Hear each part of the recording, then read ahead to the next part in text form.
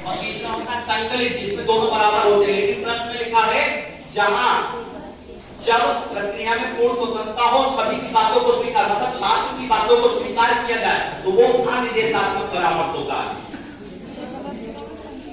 गाना वह सभी में नहीं होता। निर्देशात्मक परामर्श में सिर्फ शिक्षक अपनी मर्जी करेगा, छात्र की बात ही नहीं स्वीकार की जाती, तो उसमें स्वतंत्रता कहां मिलेगी?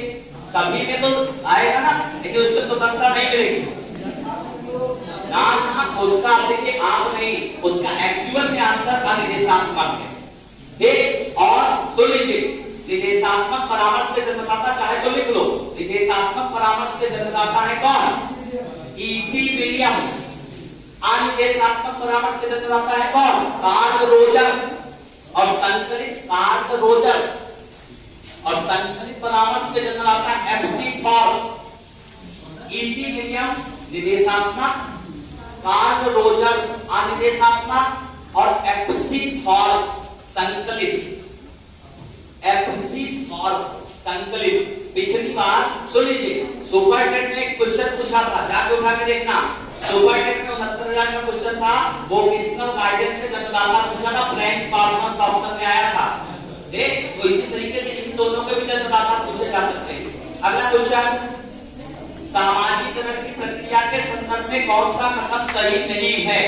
सामाजिकरण जब कभी भी समाज सम्मत व्यवहार को अपने व्यवहारों में स्वीकार करके हम अपने व्यवहारों को करते हैं, कौन सा नहीं होगा?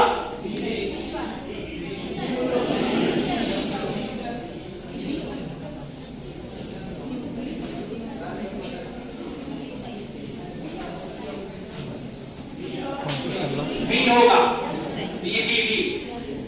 बी उसका करेक्ट आंसर। अगला, जब वास्तविक जीवन में, अपने वास्तविक जीवन में जब बच्चा यह सोचता है कि सभी पेड़ पौधे चांद तारे मेरे पीछे भाग रहे हैं, इसमें क्या जीव प्यादे का जीववाद है? नहीं, जीव प्यादे का ये अहम केंद्रता है, सॉरी अहम केंद्रता है। जीव प्यादे ने दो शब्द दिए, पूर्व संक्रियात्मक अवस्था की दो विशेषताएं, तो उसी में दिया हुआ है, ये अहम केंद्रता की विशेषता है। अगला, सुनीता और गीता दोनों की आयु समान है, परंतु उसमें सामाजिक और मानसिक विकास में काफी अंतर है। वैयक्तिक विविधता का सिद्धांत। वैयक्तिक विविधता का सिद्धांत। शिक्षण प्रक्रिया के अंतर्गत शिक्षण विधियों को प्रभावी बनाने के लिए शिक्षण सूत्र का प्रयोग किया जाता है। शिक्षण सूत्र का प्रयोग किया जाता है। कोई गणित शिक्षक पहले छात्रों को विविध संपूर्ण त्रिभुज के चार्ट दिखलाकर तब पाइथागोरस प्रमेय को बताता है, तो कौन सा शिक्षण होगा? आगमन। आगमन पहले वो उदाहरण बता के तब नियम बता रहा है। आगमन आहा अनुभव होता है।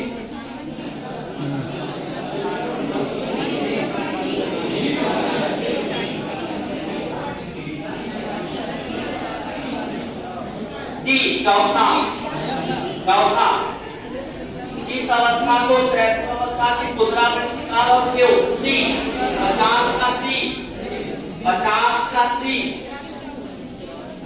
50 का सी। कौन सी विशेषता प्रतिभाशाली बालक की नहीं है? उसी सब्जेक्ट सी। शैक्षणिक प्रक्रिया में ब्लूमप्रिंट टैक्सोनॉमी, अनुप्रयोग, विश्लेषण।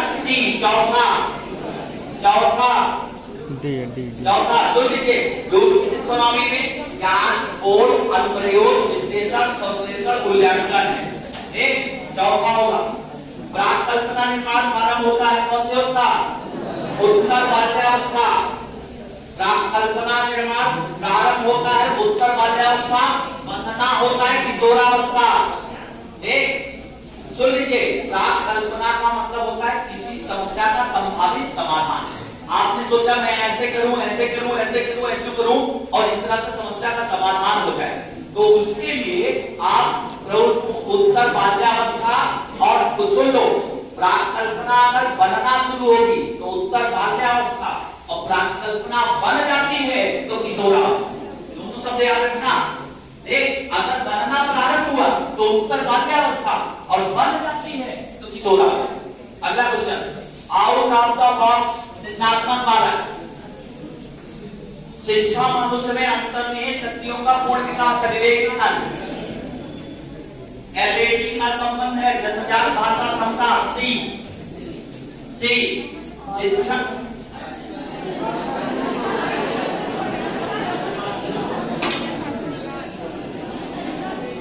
कौन सा है? चोमस्की ने जन्मजात भाषा क्षमता को माना है, अर्जन भाषा क्षमता नहीं होती। लैंग्वेज एक्विजिशन डिवाइस होता है, किसी भी बच्चे में भाषा अर्जन की क्षमता जन्म के पूर्व पाई जाती है। ठीक, आप सुन लो, जो आप गलत। एलएडी का मतलब लैंग्वेज एक्विजिशन डिवाइस, जन्म के पूर्व ही भाषा क्षमता का विकास हो जाता है, तो जन्मजात होगा, अर्जन नहीं होती। जन्मजात भाषा क्षमता अर्जन नहीं होती। सुन लीजिए, जो और लोगों का छोड़ दीजिए, लेकिन चोमस्की का अगर पूछा जाएगा तो चोमस्की के अनुसार भाषा क्षमता जन्म से होती है, अर्जन नहीं होती। गलत मत करके आना। ठीक, हाँ ये बात सही है कि भाषा का अर्जन करते, लेकिन चोमस्की ने नहीं माना। चोमस्की ने इसीलिए एलएडी दिया है, जन्मजात भाषा क्षमता। ठीक, चोमस्की का सी होगा। आप देखो, एक चीज सुन लो, व्यवहार को सिद्धांत में मत लागू करो, जिसके नाम पे जो चुनी जो है वही लगाओ।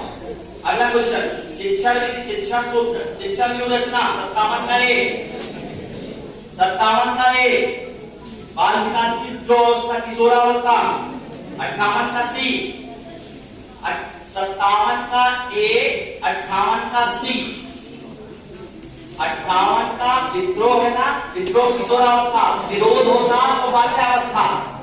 एक विरोध बाल्यावस्था, विद्रोह किशोरावस्था। विरोध और विद्रोह में अंतर होता है। विरोध का मतलब होता है आक्रामकता नहीं होती, लेकिन विद्रोह का मतलब होता है आक्रामकता होती है।